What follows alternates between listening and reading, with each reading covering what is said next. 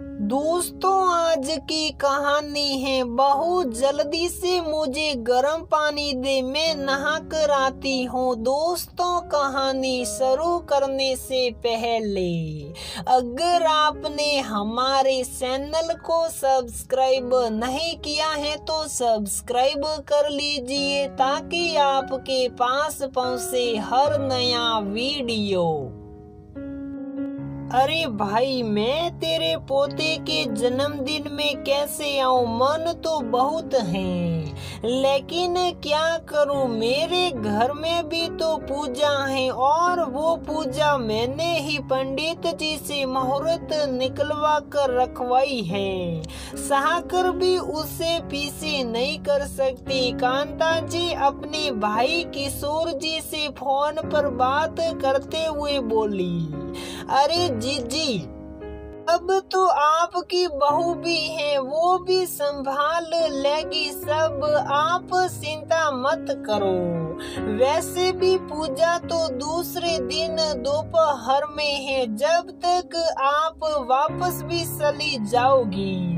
किशोर जी बोले, अरे वापस तो आ जाऊंगी, लेकिन पूजा की तैयारी, पंडित जी का भोजन, वो सब भी तो है। ऊपर से ये आज कल की बहुएं हमारे जैसे थोड़े ना है। पूजा पाठ के काम इनसे नहीं होते हैं। सात्विक भोजन बनाना है, पूजा की हर चीज को गंगा जल से धुलना, ये सब ये बहुएं कहाँ कर पाती हैं?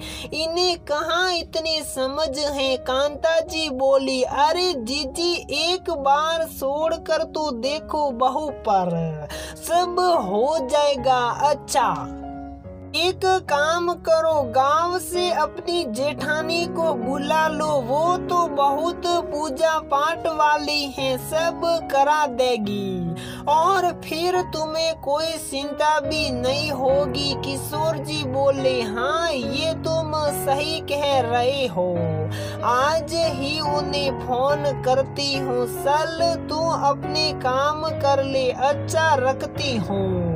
कहते हुए कांता जी ने फोन रख दिया। कांता जी एक धार्मिक महिला है, धर्म कर्म के कामों में पूर्ण रूप से दक्ष, आस पड़ोस वालों को भी हर तीज त्योहार के रीति रिवाज के विषय में भी वही बताती है। इसी बात का उन्हें घमंड भी है। अपने सामने उन्हें सब नास्तिक लगते हैं, इसी कारण पूजा पाठ को लेकर उन्हें किसी पर भी विश्वास नहीं है। 3-4 दिन में उनके भाई के या उनके पोते का जन्मदिन है, जिसका न्योता उन्हें आया है, लेकिन उनके खुद के घर में पूजा है, इसलिए वो थोड़ी दुविधा में है। वैसे तो उनके घर में बहू है जो सब संभाल सकती है, लेकिन उन्हें उस पर विश्वास नहीं है। खैर, अब तो उन्होंने अपने भाई के बताए अनुसार अपनी जेठानी को आने के लिए फोन कर दिया है, जो पूजा से एक दिन पहले आ जाएगी। आज पूजा का दिन है। कांता जी अपने भाई के घर गई हुई हैं और कांता जी की बहू विनीता घर के कामों में लगी हुई है। जरा फोन करके देखूं तो बहू क्या कर रही है। मन ही मन सोचते हुए कांता जी ने रास्ते से ही विनीता को फोन लगाया। नमस्ते माँ जी। विनीता फोन उठाते ही बोली, और बहुरिया सब तैयारी हो गई? वैसे तो भाभी जी ने सब करा दिया होगा। कांता जी ने कहा, जी माँ जी, सब हो गया। कहाँ हो आप? कितनी देर में आ रहे हो? बहू ने कांता जी से पूछा। बस 1 घंटे में पहुंच जाऊंगी। अच्छा चल, अब जाकर भाभी जी का हाथ बटा। कहते हुए कांता जी ने फोन काट दिया। फोन रखकर विनीता फिर रसोई और पूजा के कामों में लग गई। बहू रानी सब सामान तैयार है? पंडित जी ने विनीता से पूछा। जी पंडित जी सब तैयार हैं, बस माँ जी का इंतजार है। वो आ जाए तो पूजा शुरू हो। सब सामान पंडित के पास रखते हुए विनीता बोली। सब काम करने के बाद विनीता और परिवार के बाकी लोग कांता जी का इंतजार करने लगे। बहू जल्दी से मुझे गर्म पानी दे, मैं नहाकर आती हूँ। इतना आप पूजा की तैयारी शुरू कीजिए। पंडित जी आंगन में कपड़ों का बैग रखते हुए कांता जी बोली। नहा धोकर कांता जी आ गई। पूजा शुरू हुई। अरे भाई रोली कहाँ गई? कुछ ढूंढते हुए पंडित जी के मुंह से निकला। रुको पंडित जी, मैं लाती हूँ पूजा घर में एक न एक पैकेट तो होगा ही। ये आजकल की बहुएं एक काम भी ठीक से नहीं कर सकती। मुझे तो पहले ही पता था कुछ न कुछ सामान तो छूट ही जाएगा। कांता जी शुरू हो गई। अरे कांता बहन, कुछ नहीं छूटा। बहू ने पूजा की पूरी सामग्री दी है। रोली भी थी, यही सामान में कहीं हो गई होगी। मैंने अभी देखी थी सब सामग्री। पंडित जी ने कहा। अरे पंडित जी, इन बहुओं का ऐसा ही रहता है। कांता जी बोली। लो बहन जी, मिल गई आपकी बहू तो आपकी ही तरह परफेक्ट है हर काम में, चाहे वो पूजा का हो चाहे रसोई का।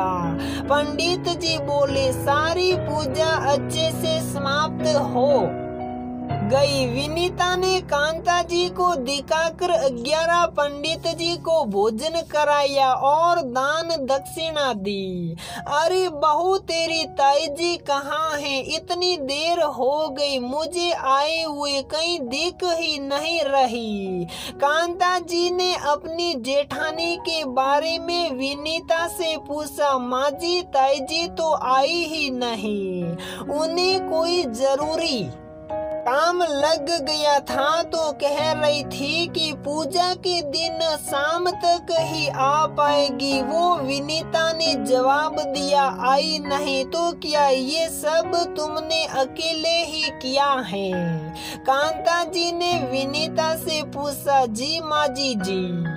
विनीता बोली। अरे विनीता बेटा, जरा पूरी तो लाना। पड़ोस की कविता आंटी ने कहा। जी आंटी लाई। कहते हुए विनीता किचन में गई। विनीता ने अकेले ही इतना कुछ कर लिया। इतना सारा खाना, पूजा पाठ, सब कुछ अकेले ही। 11 पंडित जी के लिए भोजन, पूजा का इतना सारा काम। शुक्र है कि बाकी लोगों के खाने के लिए हलवाई को कह दिया था, वरना जाने क्या होता। मन ही मन कांता जी ने सोचा। अरे कांता, क्या सोच रही है? पड़ोस की आंटी बोली। कुछ नहीं, आओ बैठो। खाना खा लिया आपने? कांता जी ने उनसे पूछा। हाँ खा लिया, सब बहुत अच्छा बना था, तू भी खा ले। आंटी जी बोली। हाँ खाऊंगी। वैसे कांता एक बात कहो, तेरी बहू तो सोने की है, हर काम में परिपूर्ण, साक्षात अन्नपूर्णा है। अन्नपूर्णा तेरी गैर हाजिरी में भी सब काम बहुत अच्छे से संभाल लिए तेरी बहू ने। किसी चीज की कोई कमी नहीं हुई। बड़ी भाग्यशाली है तू। हूँ जो इतनी समझदार बहू मिली है। आंटी बोली, हाँ ये तो है जी।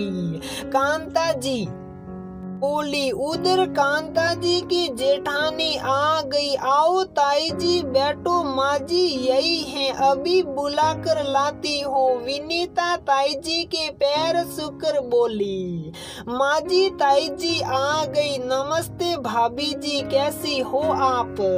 पैर छूते हुए कांता जी बोली, सदा सुखी रहो और सब काम अच्छे से निबट गया। कांता जी की जेठानी ने पूछा, हाँ भाभी सब बहुत अच्छे से हो गया।